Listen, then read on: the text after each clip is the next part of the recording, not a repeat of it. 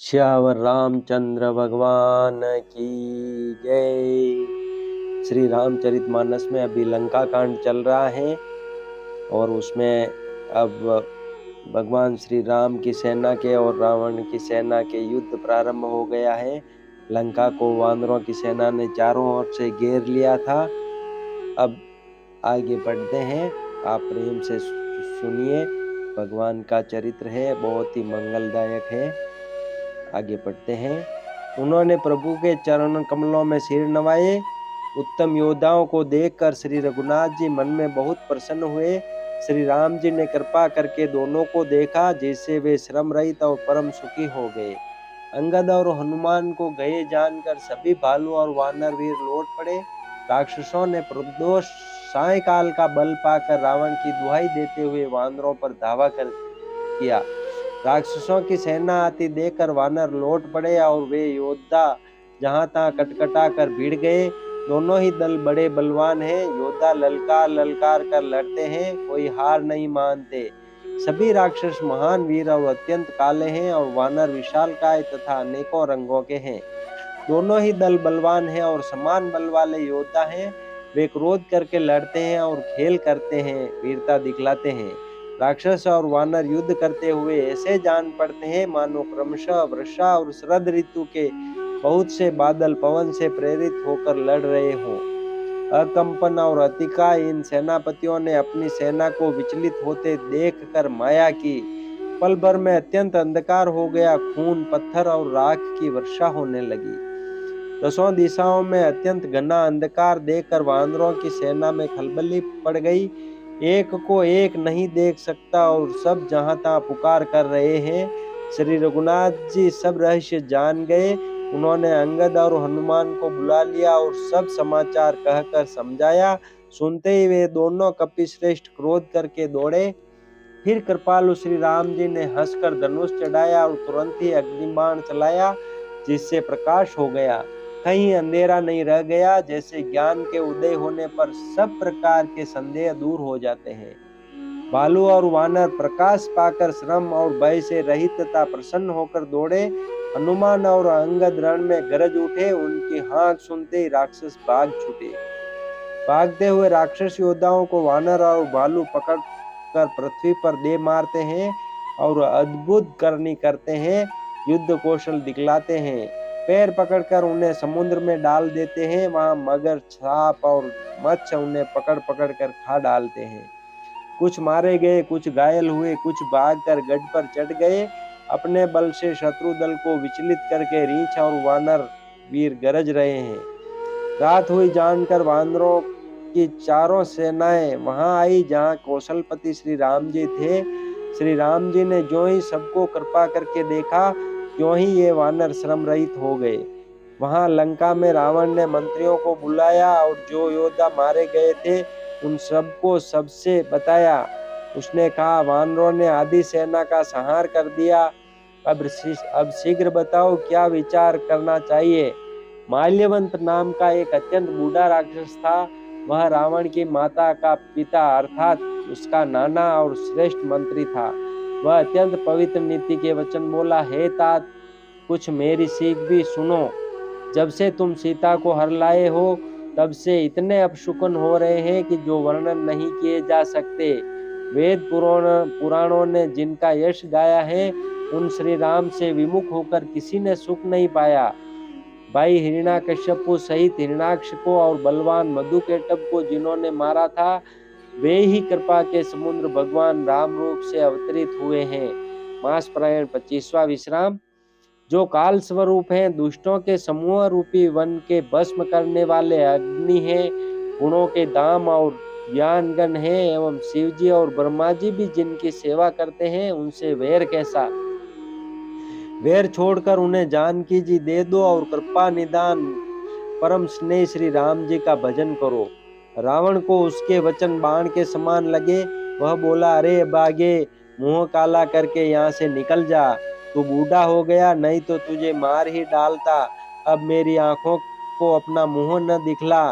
रावण के ये वचन सुनकर उसने माल्यवान ने अपने मन में ऐसा अनुमान किया कि इससे कृपा निदान श्री राम जी अब मारना ही चाहते हैं। वह रावण को दुर्वचन कहता हुआ उठकर चला गया। तब मेघनाद क्रोध पूर्वक बोला, सवेरे मेरी करामात देखना, मैं बहुत कुछ करूंगा। थोड़ा क्या कहूँ, जो कुछ वर्णन करूंगा थोड़ा ही होगा। पुत्र के वचन सुनकर रावण को भरोसा आ गया। उसने प्रेम के साथ उसे गोद में बैठा लिया। विचार करते करते ही सवेरा हो गया। वानर फिर चारों दरवाजों पर जा लगे। वानरों ने क्रोध करके दुर्गम किले को घेर लिया। नगर में बहुत ही कोलाहल मच गया। राक्षस बहुत तरह के अस्त्र शस्त्र धारण करके दौड़े और उन्होंने किले पर से पहाड़ों के शिखर ढहाए। उन्होंने पर्वतों के करोड़ों शिखर ढहाए। अनेक प्रकार से गोले चलने लगे। वे गोले ऐसा गहराते हैं जैसे वज्रपात हुआ हो, और योद्धा ऐसे गरजते हैं मानो प्रलय काल के बादल हों। विकट वानर योद्धा भिड़ते हैं, कट जाते हैं, घायल हो जाते हैं, उनके शरीर जर्जर हो जाते हैं। तब भी वे लड़ते नहीं, हिम्मत नहीं हारते। वे पहाड़ उठाकर उसे किले पर फेंकते हैं। राक्षस जहाँ के तहाँ मारे जाते हैं। मेघनाद ने कानों से ऐसा सुना कि वानरों ने आकर फिर किले को घेर लिया है। तब वह वीर किले से उतरा और डंका बजाकर उनके सामने चला। मेघनाद ने पुकार कर कहा, समस्त लोकों में प्रसिद्ध धनुर्धर कौशलाधीश दोनों भाई कहाँ हैं? नल नील द्विविद सुग्रीव और बल की सीमा अंगद और हनुमान कहाँ हैं? भाई से द्रोह करने वाला विभीषण कहाँ है? आज मैं सबको और उस दुष्ट को तो हठ पूर्वक अवश्य मारूंगा। ऐसा कहकर उसने धनुष पर कठिन बाणों का संधान किया और अत्यंत क्रोध करके उसे कान तक खींचा। वह बाणों के समूह छोड़ने लगा, मानो बहुत से पंख वाले सांप दौड़े जा रहे हों। जहां तहां वानर गिरते दिखाई पड़ने लगे। उस समय कोई भी उसके सामने न हो सके। रीछ वानर जहां तहां भाग चले, सबको युद्ध की इच्छा भूल गई। रणभूमि में ऐसा एक भी वानर या भालू नहीं दिखाई पड़ा जिसको उसने प्राण मात्र अवशेष न कर दिया हो, अर्थात जिसके केवल प्राण मात्र ही न बचे हो, बल पुरुषार्थ सारा जाता न रहा हो। फिर उसने सबको 10-10 बाण मारे। वानर वीर पृथ्वी पर गिर पड़े। बलवान और धीर मेघनाद सिंह के समान नाद करके गरजने लगा। सारी सेना को बेहाल देखकर पवनसुत हनुमान क्रोध करके ऐसे दौड़े मानो स्वयं काल दौड़ा आता हो। उन्होंने तुरंत एक बड़ा भारी पहाड़ उखाड़ लिया और बड़े ही क्रोध के साथ उसे मेघनाद पर छोड़ा। पहाड़ को आते देखकर वह आकाश में उड़ गया। रथ सारथी और घोड़े सब नष्ट हो गए, चूर चूर हो गए। हनुमान जी उसे बार बार ललकारते हैं पर वह निकट नहीं आता, क्योंकि वह उनके बल का मर्म जानता था। तब मेघनाद श्री रघुनाथ जी के पास गया और उसने उनके प्रति अनेकों प्रकार के दुर्वचनों का प्रयोग किया। फिर उसने उन पर अस्त्र शस्त्र तथा और सब हथियार चलाए। प्रभु ने खेल में ही सबको काट कर अलग कर दिया। श्री राम जी का प्रताप देखकर वह मूर्ख लज्जित हो गया और अनेकों प्रकार की माया करने लगा।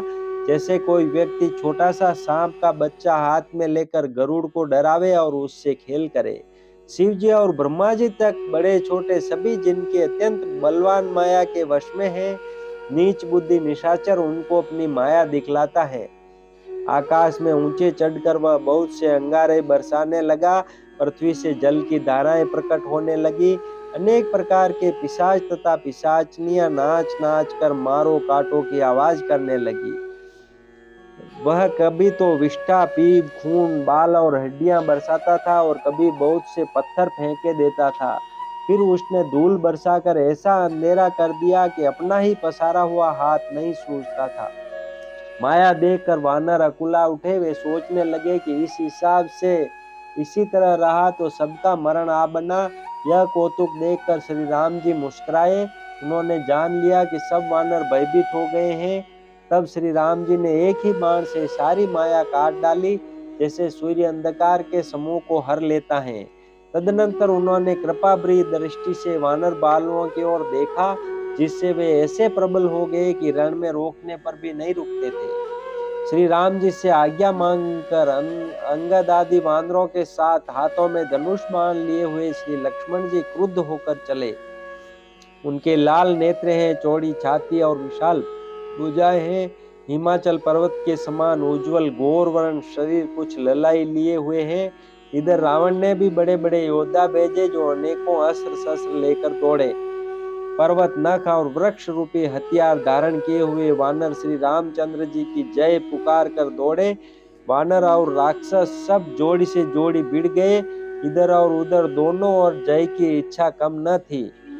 वानर उनको घूंसों और लातों से मारते हैं, दांतों से काटते हैं। विजयशील वानर उन्हें मारकर फिर डांटते भी हैं, मारो मारो, पकड़ो पकड़ो, पकड़कर मार दो, सिर तोड़ दो और भुजाएं पकड़कर उखाड़ लो। नवों खंडों में ऐसी आवाज भर रही है, प्रचंड रुंड जहां तहां दौड़ रहे हैं। आकाश में देवता गण यह कौतुक देख रहे हैं। उन्हें कभी खेद होता है और कभी आनंद। खून गड्ढों में भर भर कर जम गया है और उस पर धूल उड़कर पड़ रही है। वह दृश्य ऐसा है मानो अंगारों के ढेरों पर राख छा रही हो। घायल वीर कैसे शोभित हैं, जैसे फूले हुए पलाश के पेड़। लक्ष्मण और मेघनाथ दोनों योद्धा अत्यंत क्रोध करके एक दूसरे से भिड़ते हैं। एक दूसरे को कोई किसी को जीत नहीं सकता। राक्षस छल बल और अनीति करता है। तब भगवान अनंत जी क्रोधित हुए और उन्होंने तुरंत उसके रथ को तोड़ डाला और सारथी को टुकड़े टुकड़े कर दिए। शेष जी उस पर अनेक प्रकार से प्रहार करने लगे। राक्षस के प्राण मात्र शेष रह गए।